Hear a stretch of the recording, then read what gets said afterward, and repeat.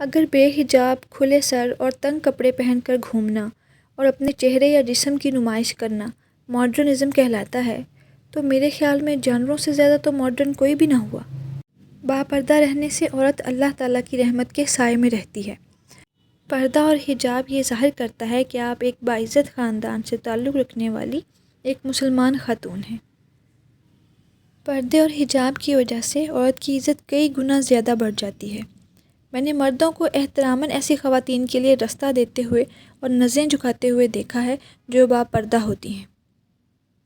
اور بات صرف 1.5 گز کے حجاب اور 4 گز کے عبایا کی نہیں، بات تو اس اطاعت کی ہے جو ہمیں ہمارے رب کی کرنی ہے۔ بات تو ہمارے رب کے حکم کو بجا لانے کی ہے، اور بات تو اس محبت کی ہے جو ہمارے رب کو ہم سے ہے اور ہمیں ہمارے رب سے ہے۔ باپردہ رہیے، بامراد رہیے، کامیاب رہیے، دنیا میں بھی اور آخرت میں بھی۔ جزاک اللہ۔